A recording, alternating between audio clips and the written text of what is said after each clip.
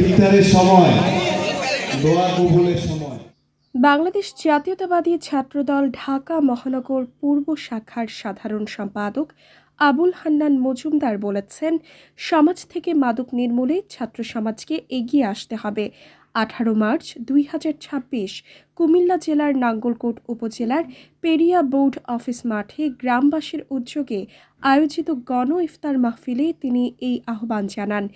তিনি বলেন, সমাজে দুর্নীতি রোধ ও সুশাসন প্রতিষ্ঠায়, সামাজিক সম্প্রীতি প্রতিষ্ঠায় এই ধরনের গণ ইফতার ইতিবাচক ভূমিকা রাখবে। অনুষ্ঠানে বক্তব্য রাখেন বাংলাদেশ লেবার পার্টির কেন্দ্রীয় সভাপতি হামিদুল্লাহ আল মেহেদী, বিশিষ্ট সাংবাদিক columnist MS Doha, master Shafiqur Rahman Majumder, professor Amanullah, America প্রবাসী মোহাম্মদ মামুন আর রশিদ, দক্ষিণ আফ্রিকা প্রবাসী বিশিষ্ট সমাজসেবক সম্ভাব্য চেয়ারম্যান প্রার্থী আবু বাহার মজুমদার প্রমুখ।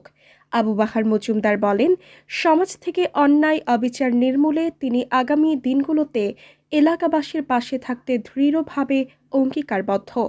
পবিত্র মাহে রমজানের তাৎপর্য নিয়ে আলোচনা করেন লাকসাম আল ইহসান মাদ্রাসার পরিচালক মাওলানা মাহমুদ মহিউদ্দিন।